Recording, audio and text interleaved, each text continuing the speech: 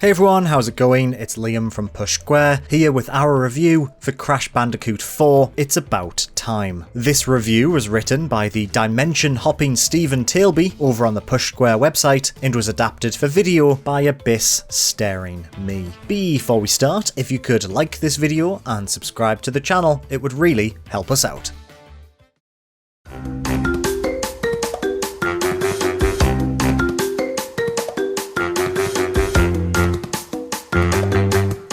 After Naughty Dog parted ways with Crash Bandicoot, it's fair to say that the quality of subsequent games has been inconsistent. However, Activision finally did right by the mascot marsupial with the N. Sane trilogy, a remake of the first three titles in the series. It was a massive success, bringing the character back into the mainstream and banking on all that pent-up nostalgia. With Crash Bandicoot 4, It's About Time, the franchise is now back in full swing and as strong as it's ever been before. This brand new entry is a fantastic mix of old and new that recaptures the uniquely challenging gameplay of the classics and throws in all kinds of new features. A direct follow-up to Crash Bandicoot Warped, it sees villains Neo, Cortex and Entropy escape their prison and, of course, plot to take over the universe. As you begin this adventure, it's not long before new ideas are mixed in with series staples. In order to stop the bad guys, Crash and Coco must track down the 4 quantum masks, with each granting special abilities as they appear throughout the game. The first of these is introduced in the second level, giving you the power to phase certain objects in and out of reality. As you progress, you'll gain other abilities like gliding through the air with a dark matter powered spin, slowing down time, and reversing gravity. These are doled out at a steady pace, and despite a large amount of levels, new concepts and challenges are thrown at you constantly. Much of the gameplay will be familiar to fans though. Crash and Coco have an identical moveset, spinning, ground pounding and sliding all return, and the majority of levels will test your platforming prowess. When the new masks show up for certain sections, the difficulty can ramp up as you have that extra complication to think about. Fortunately, everything feels great, with responsive controls across the board. In later stages, even hardened Crash players will be pushed, especially if you're looking to achieve everything. Partway through the game, it gets a little bigger too. Timelines are unlocked as you go through the main story, and these stages allow you to play as a trio of different characters. Torna uses her grappling hook and wall jumping skills for some unique platforming challenges. Dingodile has a vacuum weapon that can send TNT flying at both enemies and obstacles. Finally, Neo Cortex himself joins the fray with an air dash and a gun that transforms enemies into platforms. All three of these additional allies control very differently and are fun in their own right. There are some issues with aiming each of their projectiles, but every playable character adds something unique. The timeline stages themselves are a little strange though. They show a different character's perspective on a stage you've already played. It's an interesting idea, but halfway through a timeline level, you'll switch back to Crash and play the latter half of the level you've been through before. Yeah, the layout of boxes may change, but it feels strange to play a new angle on a level and then have to get through a section you're already familiar with. It can feel a little dull. As you progress, you'll also find flashback tapes. These unlock a whole other set of optional stages set before the start of the very first game, and they'll really push your skills to the limit. Then there are the inverted levels, which flip every stage horizontally, add a crazy visual filter, and essentially double the number of levels to complete and collectibles to, well,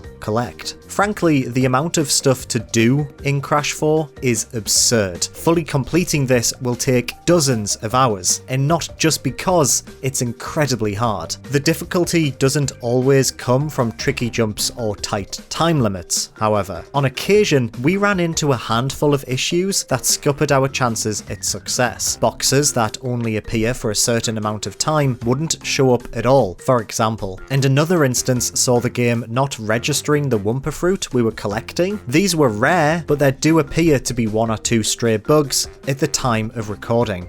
These probably won't ruin your time with Crash 4, and to be honest, you may be totally distracted by just how good this game looks. It has a wonderful cartoonish aesthetic with fantastic character design, vibrant colours and expressive animation. Throw in all the Easter eggs you could possibly ask for and this is a visual treat, whether you're a huge fan of the series or not. It all sounds good as well, with a blend of familiar and fresh effects accompanied by some decent music. There's almost too much to talk about with Crash Bandicoot 4, it's about time, but rest assured that this is a return to form for the series. It might be tough, even a little mean at times, but this is the proper sequel fans have been asking for. With so much to see and do, this is a stylish, confident 3D platformer that brings Crash back at his best.